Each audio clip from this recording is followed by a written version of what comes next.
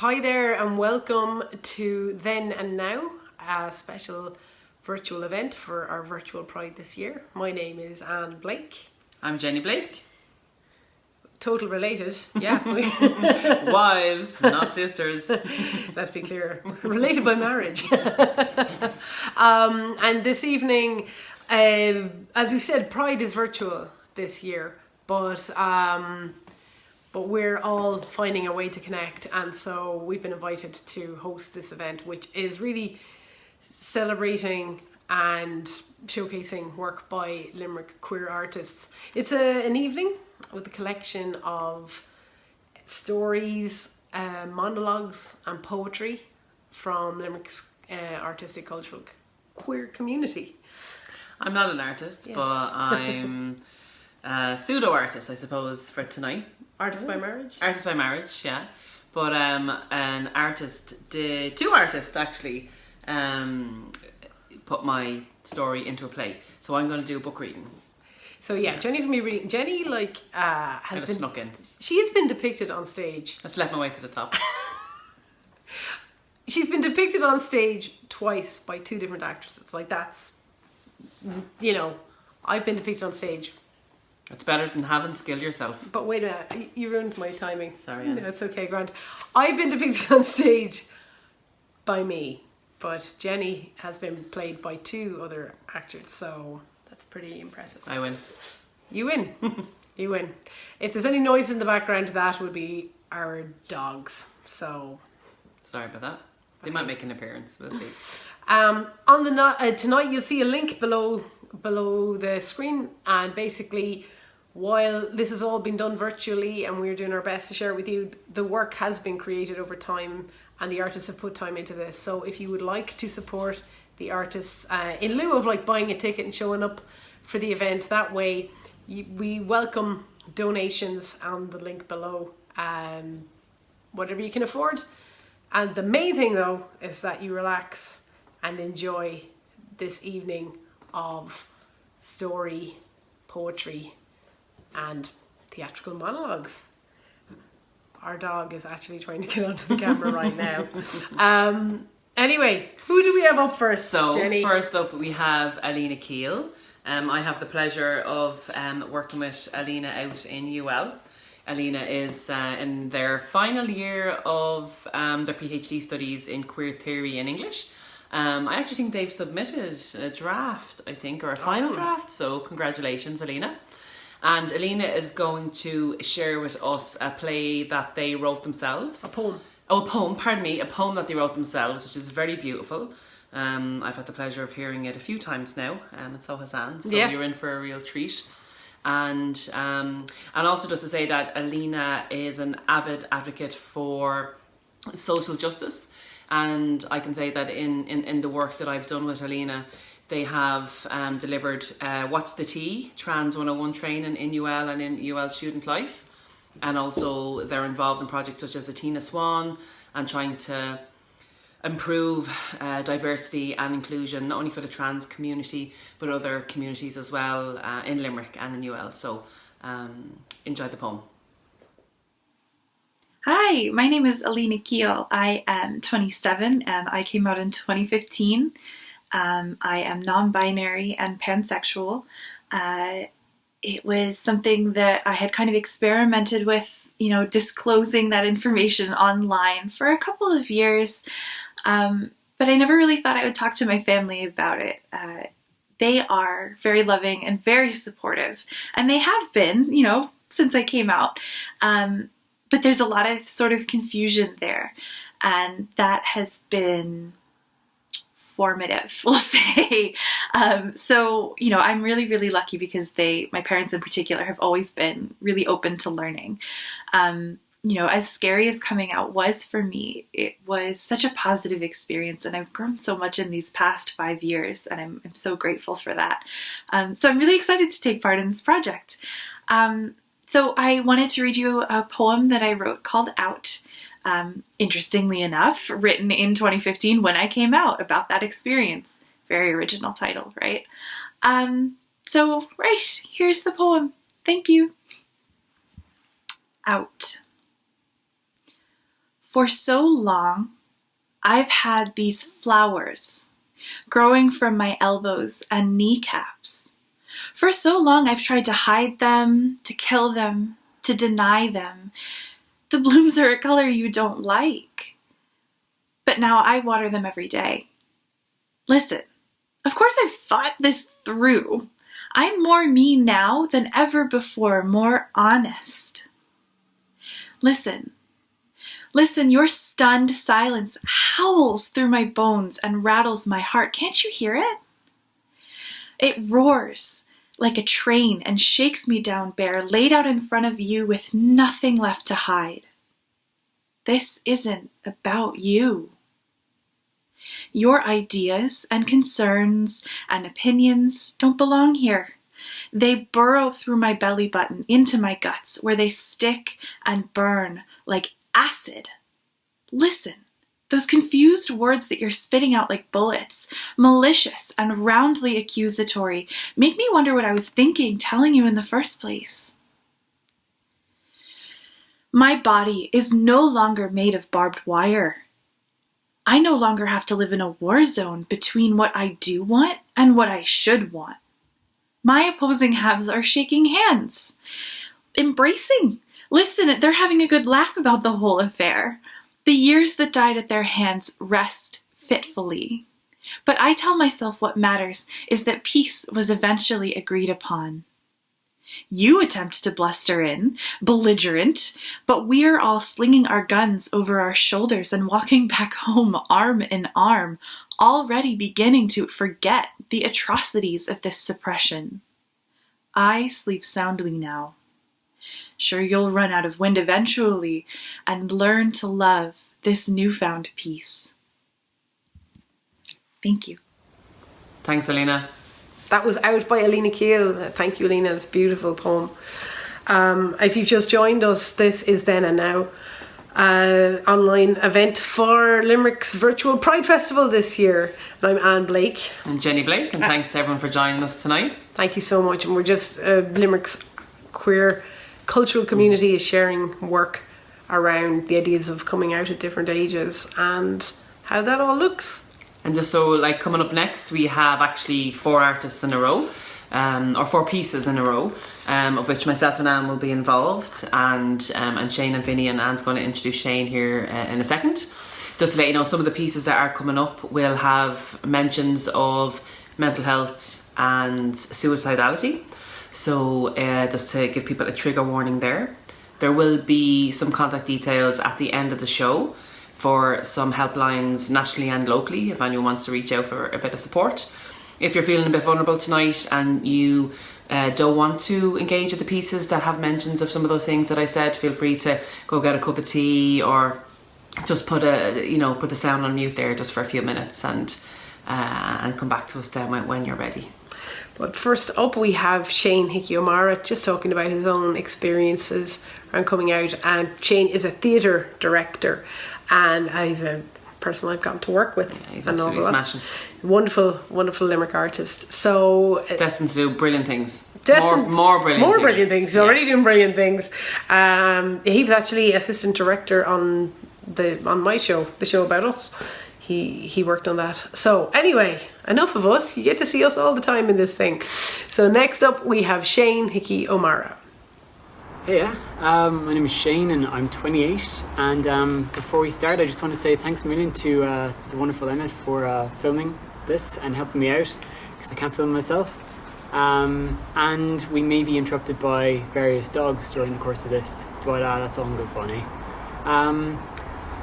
I've been coming out since 2015, and the reason I started coming out is because it's a long process for me, was as a direct result of marriage equality.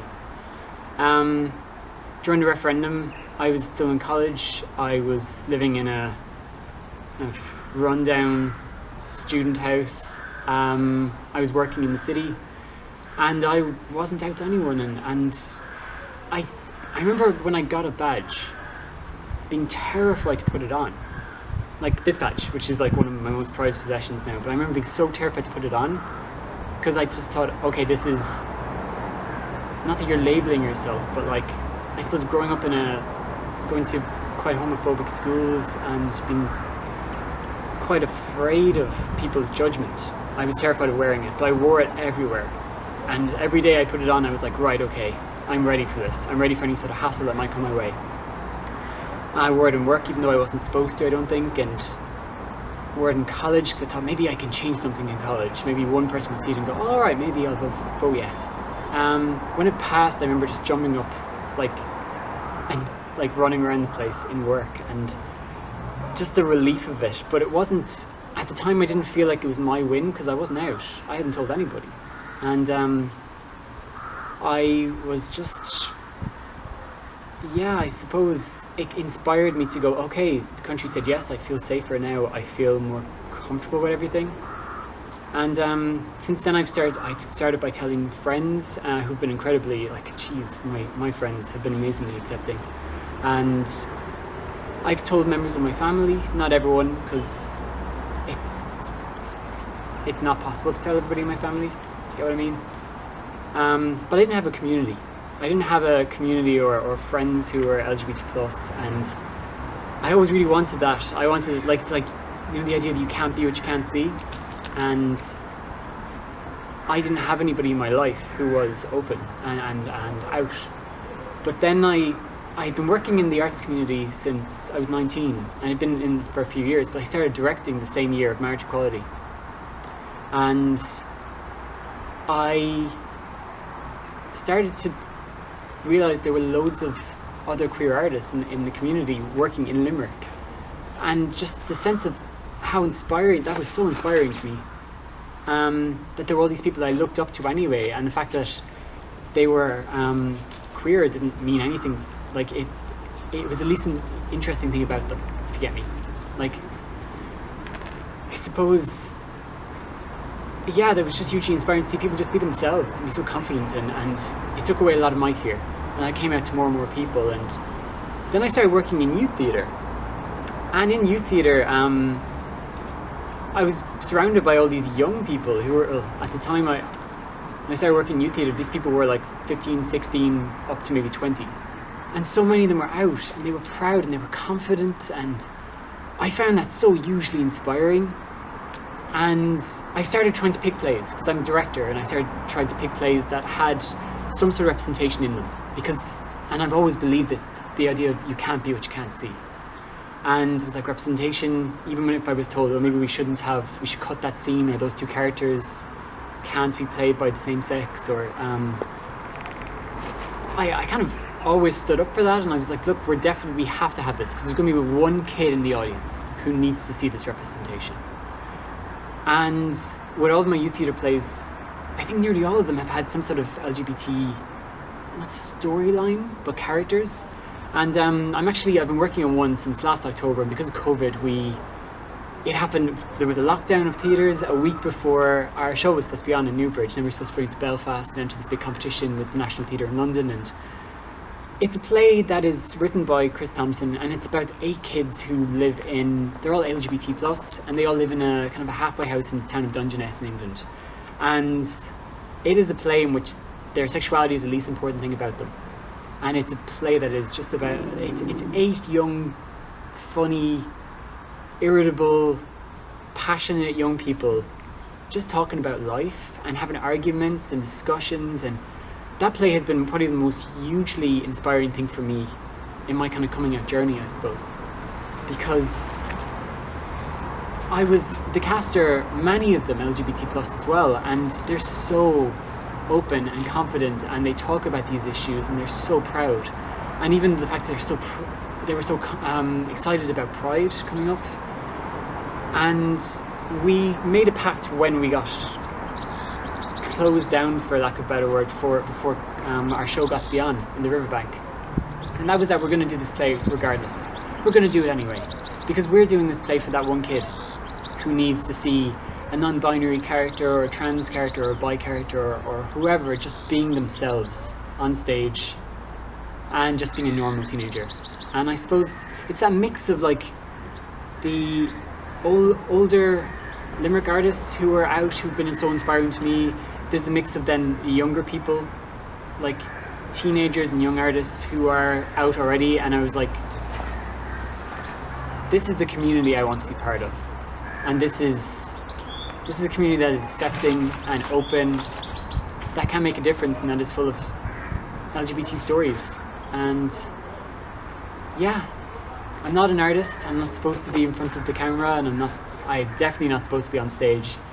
But I've kind of found an area that I want to make work in, and stories with LGBT characters and representation are really important to me as I direct, and I think they're really important to the people I work with, especially the young people. Yeah, just repeat it, but you can't be what you can't see. And in the Limerick arts community, I felt seen. So, yeah. Happy Pride. Happy Pride, everyone. Hi, I'm Jenny. I'm 37, and I came out when I was 23, so I was late enough coming out. And I thought that today what I would do for Pride is to read out of this book here. It's called A Day in May. And it was written by Charlie Bird and Kevin Rafter. After marriage equality, Charlie Bird went around Ireland and interviewed people who had been impacted or affected by marriage equality, and he collected their stories. And then some of those stories were put into a book, and along with some portraits and photographs. And then later on it was turned into a play, and it was adapted by Jerry Stembridge. So I thought that it would be fitting for Pride to read a section of this. So this is a section from the interview that I did with Charlie. Some of it's not in chronological order, so kind of jumps a little bit in terms of things from different parts of my life. But I thought maybe it would be fitting to share, for this Pride and for this virtual Pride and for this event. So I'll just read it, if that's all right. I finished my degree in Limerick, got a job, and then I was living out in Killaloe. I felt like I was never going to meet somebody because I was living in a kind of rural place, and that really affected me. I felt very lonely, but I just kept myself very busy, did a life-saving course, joined a football team, completely overcommitted to work. And then I realised that I was focused on what I didn't have as opposed to being thankful and grateful for what I did have. And the minute that happened, and the minute I let that go, I met Anne. I came out in 2006. I'm 32 now. This was 5 years ago. So I kind of came out late. I always had concerns or questions about my sexuality, but by the time I actually came out, it was because I'd met somebody, and that gave me the language to be able to articulate what was going on for me. My fiancée Anne, now wife, we've been together 5.5 years. We got engaged in 2012, so we've been waiting since then to get married. We both worked on the tally at the referendum count in the University of Limerick. The next day, Anne was really hungover, and I was sent down to the pharmacy to get Solpadeine. I was totally femmed up in a dress and everything, so I went down to the pharmacy and I said, "Can I have a small packet of Solpadeine?" And the pharmacist said, "Have you used it before?" And then I said, "It's not for me, it's for my partner." And he goes, "Has he used it before? Or has she used it before?" Like over fucking night. And I was like, "Yes, she has, thank you. Cool." It felt amazing, because for the first time, I didn't have to make the decision to expose myself or to have to correct somebody or just to pretend that I was straight. This was something that my ma said to me. She felt that the day after the referendum, if there was a gay person walking down the road and somebody gave that person hassle, there's now loads of people that would turn around and defend that person and say to that person, "You can't treat somebody like that." It's not only one person now, because Ireland has decided that homophobia is not okay. Hopefully we will have a generation now who are coming out and who don't have serious mental health issues around their sexuality. I had a suicide attempt when I was young. I was maybe 12. And I definitely would link it to my sexuality and other things, but 70%, I would say. And I tried to hang myself. I took a rope from an old-fashioned man's housecoat, a large one, and I tied it to an old built-in wardrobe. A lot of the council houses had them. I got a real fright, and I was very lucky because the rope snapped and I survived. I'd left notes for everybody saying goodbye, that it wasn't their fault. I just didn't want to live. It was all around that feeling of not belonging and that feeling of being misunderstood. Looking back, it was horrendous. I was out of control, very destructive, and I felt like I didn't belong. My life was a lie. I was drinking a huge amount. I can remember one time in first year in school drinking. I bought a bottle of wine, white wine, and I had a nagging of vodka before it.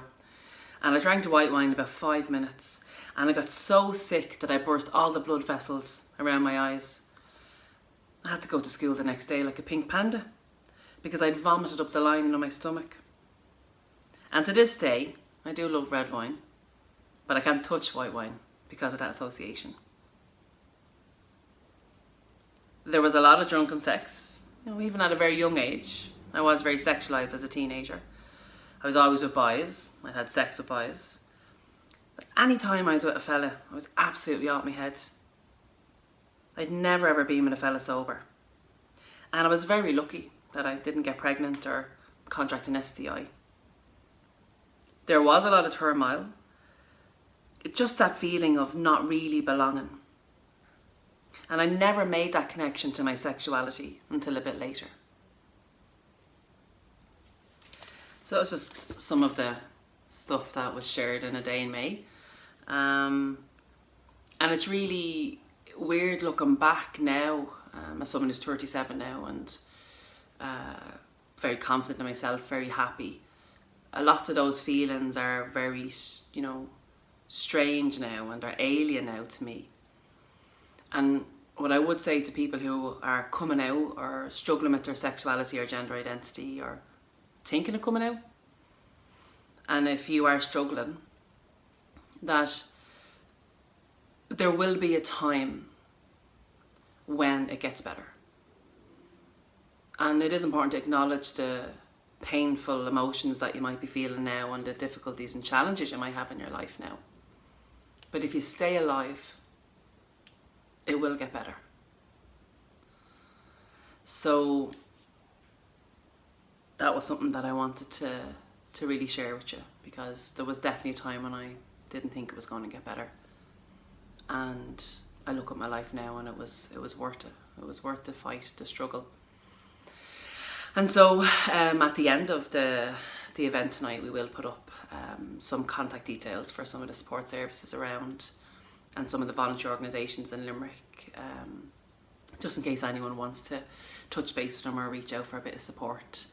And for now, I would say happy Pride and try and have a great time and connect with people who you love and who you trust and who accept you for who you are, because you are fucking beautiful. Happy Pride. Hey, so as you know, I'm Anne and I'm 41 years of age, and I came out in 2010, 10 years ago, so I was 31. I wasn't that young. I was quite late in life, I suppose, to be coming out. And a lot of things happened, which I wrote up and turned into a play called The Morning After the Life Before. So as part of my contribution to Then and Now and Pride in this event, I'm going to do a little excerpt from that. And this is, it's from a piece of theatre that I perform with a co-actor, Lucia Smith, who plays Jenny, and she plays a load of characters. But this is a moment where I'm doing a lot of the talking, which is the case a lot of the time with this play. So this is an excerpt from The Morning After the Life Before. I kept hoping Jenny would mess up and become a psycho, so I could break up with her and put it down as an interesting life experience. I was gay once, didn't work out, but was an interesting life experience. But she didn't. She was fun, funny, full of passion for social justice. She challenged me on my nonsense. I'm a very good bullshitter. And made me feel more loved than I knew was possible. She embodied everything I looked for in a partner, but she was a woman. There is a phenomenon I wasn't familiar with called internalized homophobia, where despite the fact you're in a relationship with a person of the same sex, you're incredibly uncomfortable with the fact and can be a bit homophobic towards yourself. And that can be very hard on another person. I've been in this place so many times, but today everything about this cafe feels different, like I'm in another world or wearing a different skin. What was I thinking bringing her? It just feels like, I don't know, worlds colliding. Oh God, no. She's moving her hand towards mine. Doesn't she understand? Not here. I mean, I recognise the man paying at the counter. I think he worked in the college my dad used to work in. He might say something to someone casually. Don't move your hand towards mine. Don't make me move away from you. Don't put me in this position.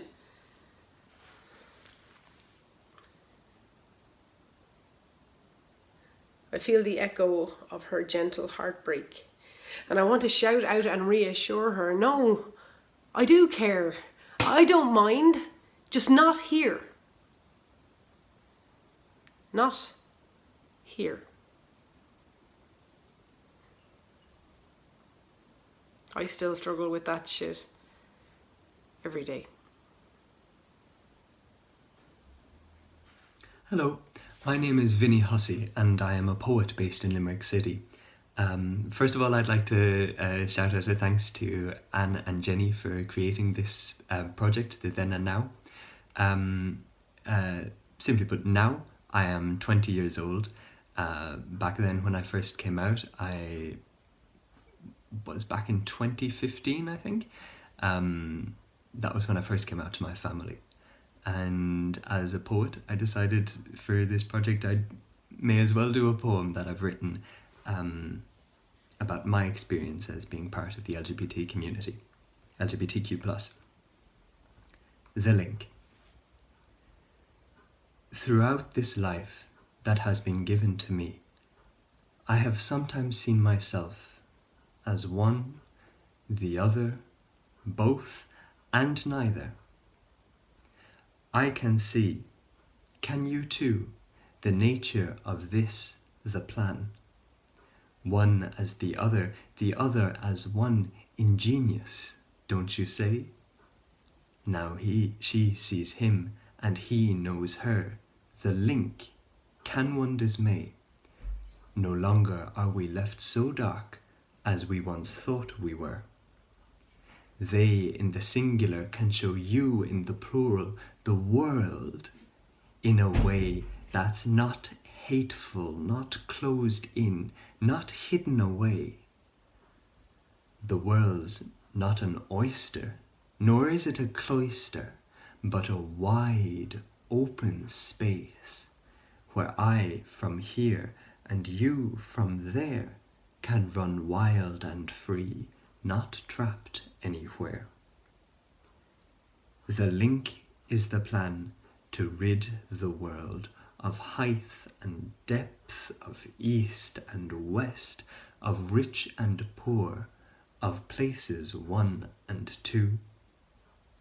Look on the world as it is, a place that's not ours, yours, theirs, his or hers. It does not belong to one race. The world is the host of the days where we rise, where we fall, where we die, and where we are born. The world does not have to have class, and hate, greed, and evil can be placed to one side, and we can lace every one of us with equality. none behind, none ahead. Thank you. Thank you, Vinnie, for that beautiful poem, The Link. It's lovely to hear that again. I first heard Vinnie read that in a virtual event for stanzas in celebration of marriage equality. So that's very beautiful. Thank you. I hope you're enjoying the event tonight, Then and Now, as presented by Limerick Pride. And we really want to thank Limerick Pride for inviting us to host this. And for, I suppose, all the committee as well for, you know, getting the virtual Pride together. I know it mustn't have been easy during the pandemic, so a massive thanks to Lisa Daly and everyone on the Pride committee. Well, considering how hard this is for us to do, and this is one event, it's not that hard, but you know what I mean. We appreciate it, so thanks Limerick Pride. And be sure to check them out and all the other events that are happening this week. So our next artist is Michelle Fox, who is a Limerick actor who is based in London and actually came through the Limerick Youth Theatre, as did Vinnie, and Shane Hickey O'Mara has done a lot of directing with the Limerick Youth Theatre, and and I came through that, and you kind of wish you were in the Limerick Youth Theatre. I do, yeah. You know, I wish I was, yeah. A brilliant place, a brilliant, actually safe place and safe community for young people and young queer people and just any young person who's looking to have a community where they belong, where they can have fun and they can challenge themselves and do exciting things. The Limerick Youth Theatre. Absolutely. Yeah. So Michelle Fox came through there. Since then, though, she has gone on to graduate from the Bristol Old Vic. She played Dr. Kinsella, and we say Kinsella in fairness, but she was forced to pronounce the name that way on Casualty. She'd do that for a bit of money, lads. Wouldn't we all? Speaking of which, click on the link. You can support us that way. But she has been on Casualty, the TV show, and was recently nominated for her performance. Let me double check this in Yes Translations, which was at the National Theatre in the UK. So, and just the most important thing that you need to know about Michelle Fox is that if you're ever at a wedding with her and you're wearing really uncomfortable shoes and she makes a promise to get you the last pair of large flip-flops from the toilet, she will let you down. Just so as you know, if you find yourself in that situation, you have been warned. So without further ado, here is Michelle Fox. Hi guys, my name is Michelle Fox. I'm in my 20s and I came out at the start of secondary school. So if you were thinking about coming out this summer, I wanted to let you know some things that may or may not happen when you come out as a lesbian. So number one, you may get into a lot of gay TV. So I'm talking Lip Service, Sugar Rush, Queer as Folk, the UK version and the US version, HBO's Looking, all the seasons of The L Word, even though the last season will disappoint you.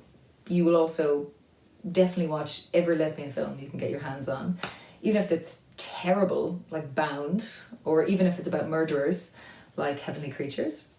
Number two, you may cut all your hair off and then dye it blue or green or electric red, or all three of them combined. And then in 5 or 6 years, you may grow all your hair back, or you may not. Number three, you may get into the music of Melissa Etheridge or Katie Lang or Tracy Chapman for some reason. And number four, you may then go out and buy a guitar in order to learn and play all of their songs at campfires. Number five, you may buy a rainbow belt buckle or rainbow laces, rainbow ties, rainbow waistcoats, rainbow braces, rainbow hats, feather boas. You may also invest in a black trench coat and one or several pairs of Doc Martens and a nose piercing or a lip piercing or any of those. Number six, you will probably buy a Nobody Knows I'm a Lesbian t-shirt. And then in a year's time, you will definitely throw it in the bin. Number seven, you will go to any Pride that's on for the first couple of years. Any Pride. You will travel by bus, by car, by plane, by foot, even though you will be broke by the end of the summer because you will have spent all your money on Britney Spears tickets and glitter accessories, and you will now have an aversion to Goldschlager. Number eight, you may get a cat. Or if you're allergic like me, you will definitely not get a cat. But don't worry, because one of your future girlfriends will definitely own a cat. Or a dog. Or several of both. Number 9. You may lose some of your friends. You may lose all of your friends. Hopefully you'll lose none of your friends. But you'll definitely gain new, amazing friends that will make you wonder what you did without them in the first place. And number 10. You will be a lot happier. Even if things are tough for the first couple of years, and even if people don't understand, there will be one person who does, and that will be the person who gets you through. And they might be from your family, they may not be. They may be a new person you meet. But trust me, once you come out, you will be 100% your authentic self. Happy Limerick Pride, guys. Thank you, Michelle Fox. Thanks, Michelle. Lots of sage advice there. And I can definitely vouch for Sugar Rush. It's a brilliant show. And for all the budding lesbians out there, prepared, if you are going to watch the L Word, be prepared to join the campaign of hatred for Jenny Schechter. You know, spoiler alert, she's a gal. She's a total gal. But you know that pretty quickly, so Yeah. it's not a ruiner. But everyone else is great. So we're coming to our last artist of the evening. And I mean, this is a man who needs absolutely no introduction. But considering our themes of being then and now, of coming out at different ages, this beautiful Peter Pan of a man, Myles Breen, was actually born in 1956 and came out in 1986. I was 3. You were 3. I wasn't. She's older, in case you're wondering. But not as old as Myles, and that's the main thing. Myles is an incredible artist, an incredible writer, director, performer, and has shaped Limerick theatre in so many ways through all his different forms of performance. And as I said, came out in 1986 at a time which is just infinitely different for pretty much every performer, every artist who's linked in tonight. I think we can say, you know, the likes of Myles has paved the way for a lot of us. And I mean, and we're together now nearly 11 years now. And in those nearly 11 years, I've seen Myles not only be a fantastic artist, but just absolutely generous with his skill, his time. You know, there was definitely a moment there where you were spending more time with Myles than I was, because he was just, you know, bringing work your way and working with you on different projects. And he's always there to lift people up and bring a bit of positivity to anything that's going on. He's just smashing. He's amazing, and wasn't he he was the Grand Marshal. Grand Marshal the year before last for Limerick Pride.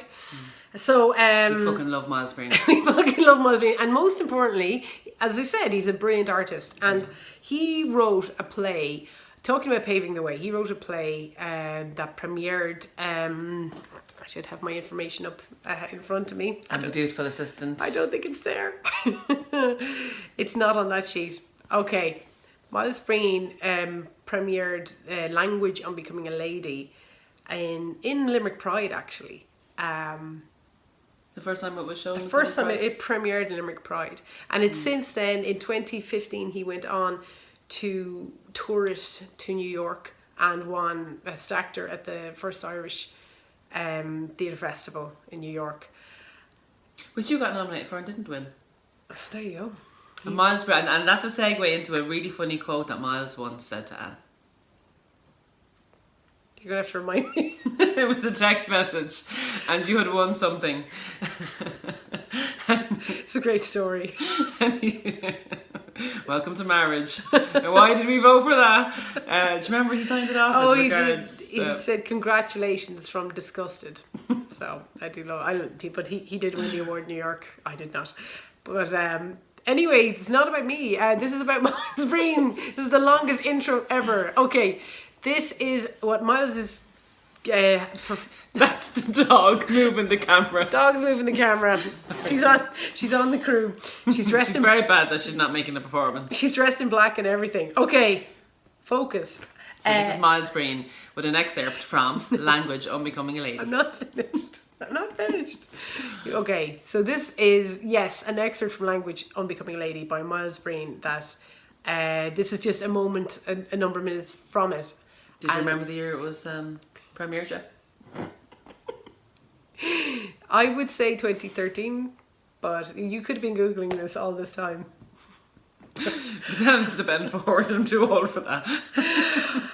Look, please don't forget who we are actually trying to introduce here. This is Myles Breen performing an excerpt from his own play, Language on Becoming a Lady. Enjoy. Enjoy. Of course, I always knew I was different. Different from other boys. Not into sports or fighting. Called Sissy, Nancy. In our games, I'd always play a girl with my school jumper on my head with the sleeves hanging down. In my mind, I had long black hair. I thought I was Kelly from Charlie's Angels. The jumper was wine, so I probably looked more like Mother Teresa. But from such little acorns do drag queens grow. Now, when I was younger, the name calling didn't bother me. I mean, children don't really care. My mother and father, brothers and sisters, they weren't bothered. It was just a phase. I was still me. A bit different, but me. Robert. Bobby. That changed as I got older. I went to an old boys' school. Sports were the thing. The name calling became more vicious. Ugly words. Words I didn't really understand. Homo. Steamer. Faggot. Fairy. That was a lonely time. I wasn't part of the gang anymore. And I realized I was different. But not the way you think, no. You see, I'd always been very religious, a real believer. So I knew there was a reason why I was treated differently, felt different. So I decided I was the Messiah, the long-awaited second coming of Jesus Christ. Now, part of me knew this wasn't true, but another part of me was comforted by this huge delusion of grandeur. I would go into school with this thought in my head. Someday they'd all know. But for now, I must be quiet and silent on my mission here on earth. Angels flew invisibly around me. I would smile, more in sorrow than in anger at my tormentors. Oh yes, someday they'd all beg for my forgiveness. Of course, this fantasy didn't last very long. Puberty arrived, and I discovered I was different. Very different. No, I wasn't the second coming. I wasn't even the third, fourth, or fifth coming. I was a homo, a steamer, a faggot, a fairy. I wasn't particularly happy about this strange turn of events. My belief in God took quite a blow. It's strange, but discovering that you're not the Son of God has a very diminishing effect on religious belief.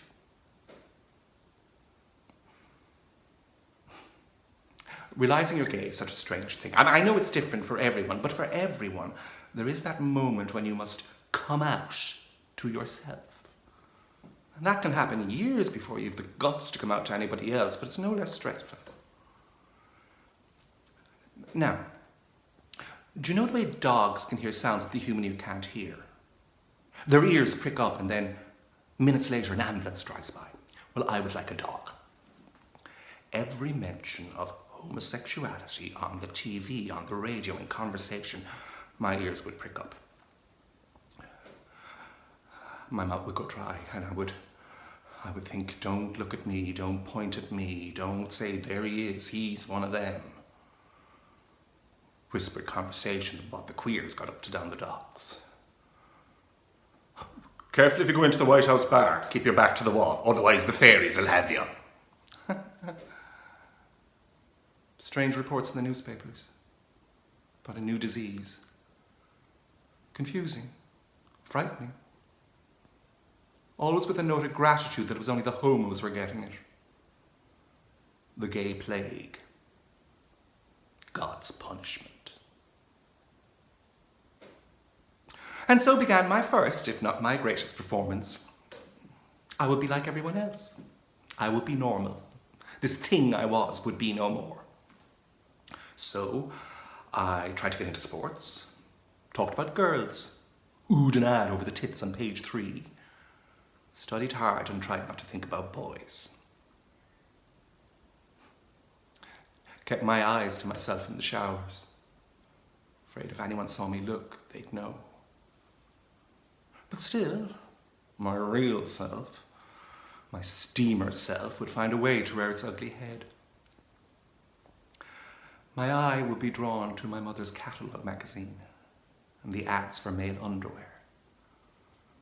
All the models in brightly coloured Y-fronts. My heart would start to race. And then I'd quickly turn the page to garden furniture. Still have a thing for Y-fronts today. I look back on photos from that time and I don't recognise myself.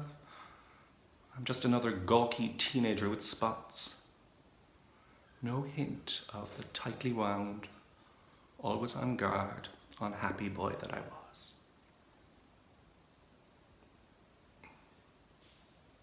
But there were happy times too. Oh yes, the divas rescued me from my troubles for a while at least. Every year, our school did a musical with the convent girls. That was my favourite time of the year. I was a good singer, but I was an even better dancer. It was the only time I was ever envied by the lads. So for 2 months, I felt like I belonged. The singing, the dancing, makeup, lights, and then the audience. Pretending to be someone else. Someone better than you. Someone who, even if they had a problem, at the end of 2 hours, it would all be solved, and you'd be there singing your heart out.